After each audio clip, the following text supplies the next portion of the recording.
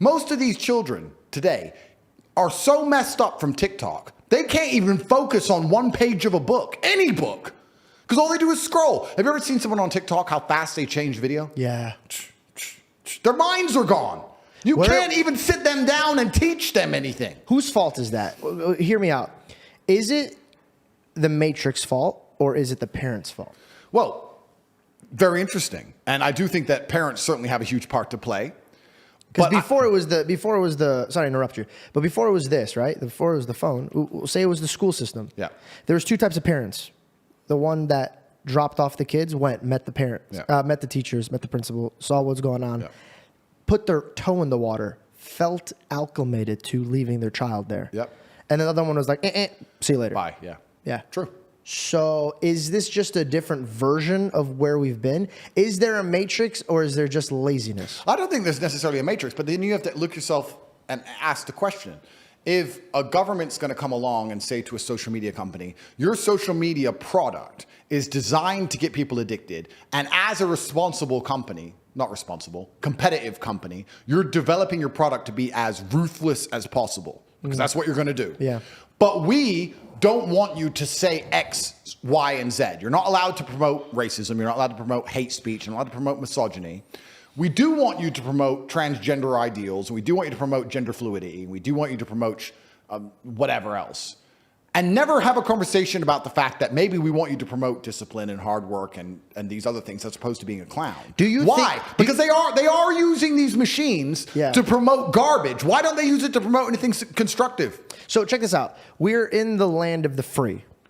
You don't agree with this. Of course not. But let's debate about this. Yeah. Is it free, so free, that it's giving the will to anybody to do what they want, and this is what the mass wants to do with it? First things first. No country on earth is free. Not one. Next, which country has the most people in prison currently? America. Which country has the highest percentage of its population in prison in history? America. Which country has the most laws? I don't know that one. America. Oh. So when you talk about the land of the free, what they're actually saying is, we've built a society based on freedom.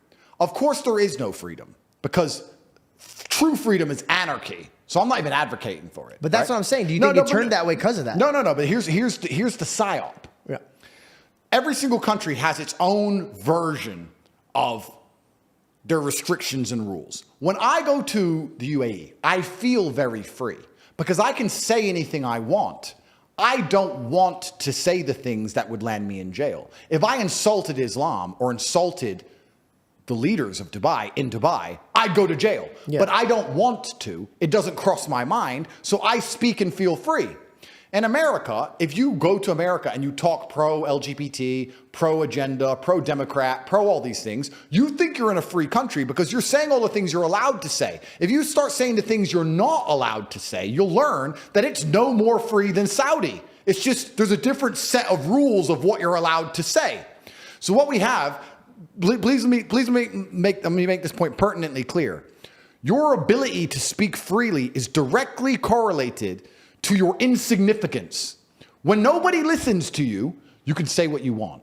If you get a platform and start talking, you will learn very quickly how you're not allowed to say what you want because people are listening.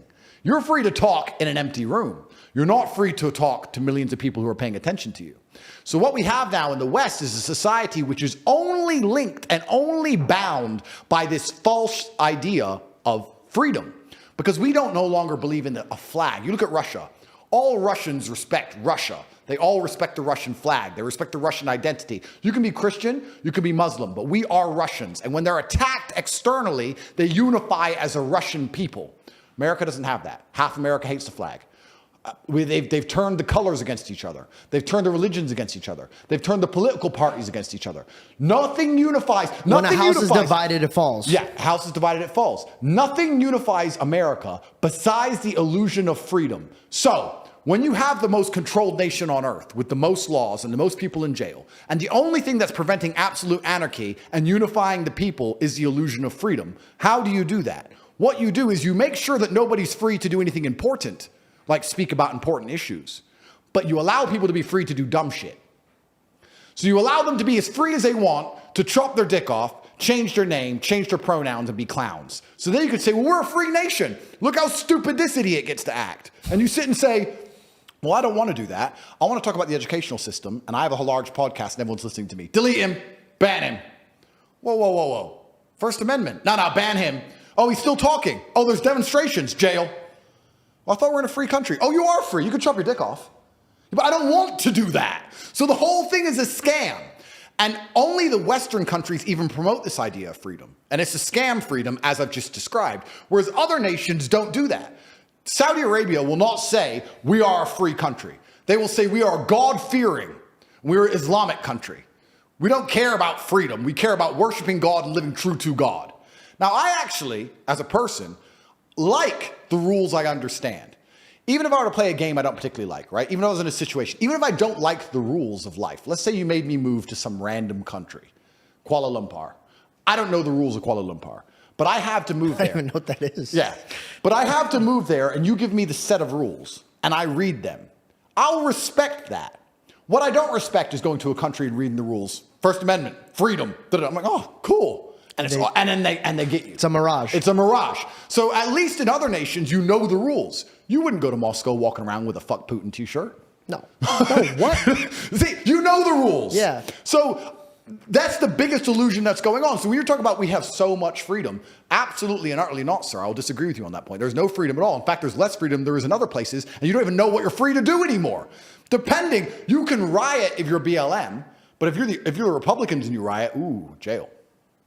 Well, I thought we could peacefully demonstrate. I thought we could demonstrate. I thought we could protest. It's a democratic country, right? No, you can't protest anymore.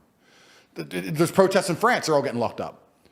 It's all a mirage. It's all garbage.